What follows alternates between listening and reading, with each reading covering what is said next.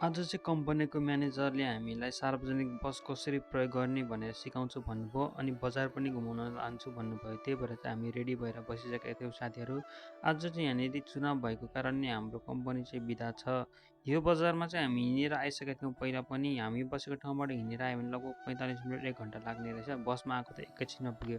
अनि first time चाहिँ यहाँ कोरियामा आएर यसरी म सार्वजनिक बस चढ्दैछु साथीहरू है।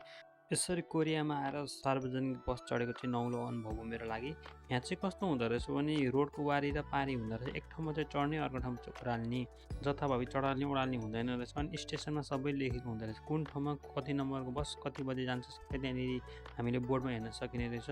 अनि नेपालमा चाहिँ जथाभावी रोक्ने जथाभावी चढाउने हुन्छ, तर यहाँ चाहिँ रुल्स बाई हुने रहेछ। अनि कतै ओर्लिनु पऱ्यो भने आफ्नो सिटनिर एउटा बेल्ट हुँदो रहेछ, त्यो बेल्ट ठक्क थिचिदिएपछि उसले स्टेसनमा लगेर रोकिदिने रहेछ। जहाँ पायो त्यहीँ रोक्दैन रहेछ होइन। ठाउँ ठाउँमा स्टेसन हुँदो रहेछ चढ्ने ओह्राल्ने।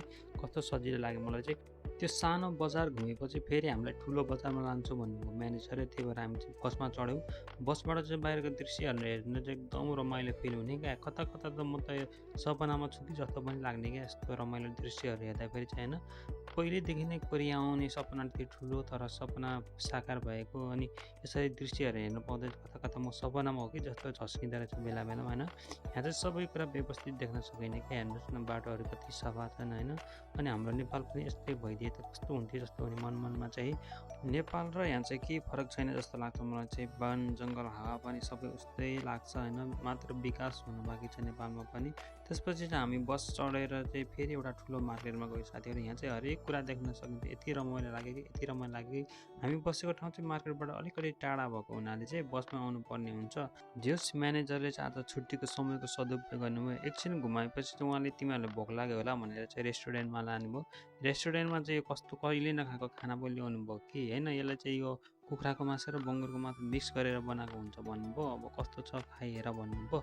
खाइ त हेरेँ, मिठै लाग्यो होइन। नयाँ टेस्ट यहाँनिर अब कोरियामा चाहिँ हरेक किसिमको खानाहरू हुन्छ।